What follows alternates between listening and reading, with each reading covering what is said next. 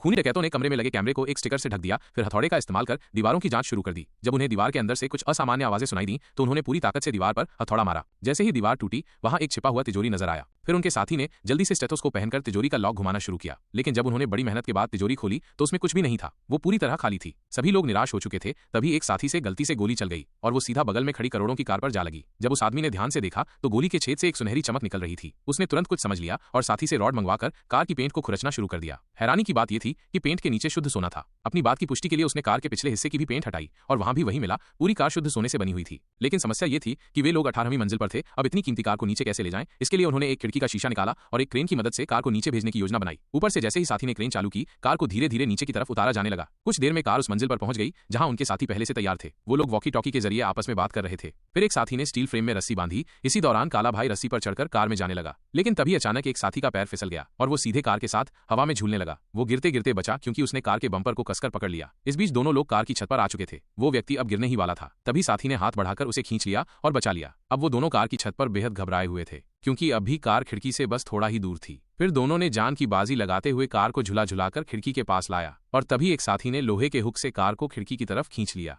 कड़ी मेहनत के बाद वे कार को उस फ्लोर में खींचने में सफल रहे, लेकिन अब भी खतरा टला नहीं था। एक साथी तुरंत लिफ्ट कंट्रोल रूम में गया और लिफ्ट की बिजली काट दी। इसके बाद सबने मिलकर कार को लिफ्ट के पास पहुंचाया। तभी एक बुजुर्ग महिला आ गई, लेकिन समझाने पर वो कुछ नहीं समझ पाई और चली गई। फिर सबने मिलकर कार को लिफ्ट में धकेल दिया, मगर कार का पिछला हिस्सा ऊपर फंस गया। कुछ देर की मशक्कत के बाद वे कार को लिफ्ट में ले जाने में सफल हो गए। अब लिफ्ट धीरे धीरे नीचे जाने लगी। तभी अचानक लिफ्ट रुक गई क्योंकि कार का असली मालिक ताकतवर भाई लिफ्ट में घुस आया था। अब सब लोग सांस रोककर छिपे बैठे थे। अगर लिफ्ट ऊपर जाती तो कार की छत से टकरा जाती, लेकिन किस्मत से लिफ्ट समय पर रुक गई और टक्कर टल गई। थोड़ी देर बाद वे लोग चुपचाप लिफ्ट से बाहर निकल गए, लेकिन जैसे ही ताकतवर भाई अपने कमरे में पहुंचा, उसे अपनी कार गायब मिली। वो कार उसकी सबसे कीमती चीज थी जिसकी कीमत अरबों में थी। कुछ गलत समझकर उसने अपनी महिला सहायक को बुलाया और तुरंत पूरे क्षेत्र को सील करने का आदेश दिया। जैसे ही स्टील गेट बंद होने वाला था, नीचे खड़े कुछ लोग किनारे छिप गए। फिर पुलिस भी घटनास्थल पर आ गई और एक ट्रक को रोक लिया। मजबूरी में ट्रक ड्राइवर को ब्रेक लगाना पड़ा और पुलिस ने उसे गिरफ्तार कर लिया। ताकतवर भाई को लगा कि उसकी कार वापस मिल गई, लेकिन जैसे ही उसने ट्रक का डिक्की खोला, वो दंग रह गया। अंदर कुछ भी नहीं था। असल में ये सब एक भ्रम था ताकि असली कार को दूसरी जगह भेजा जा सके। घटना में शामिल सभी लोगों को गिरफ्तार कर लिया गया, यहाँ तक कि मुख्य सरगना दाशन भी पकड़ा गया। सभी को पुलिस स्टेशन ले जाया गया, लेकिन कई स्तर की जांच के बावजूद कार का कोई सुराग नहीं मिला। क्योंकि उन्होंने पहले ही कैमरा ढक दिया था, इसलिए उनके खिलाफ कोई पक्के सबूत नहीं मिले। आखिरकार सबको बरी कर दिया गया। रिहा होते ही वे एक छिपी हुई आलीशान हवेली में पहुंचे,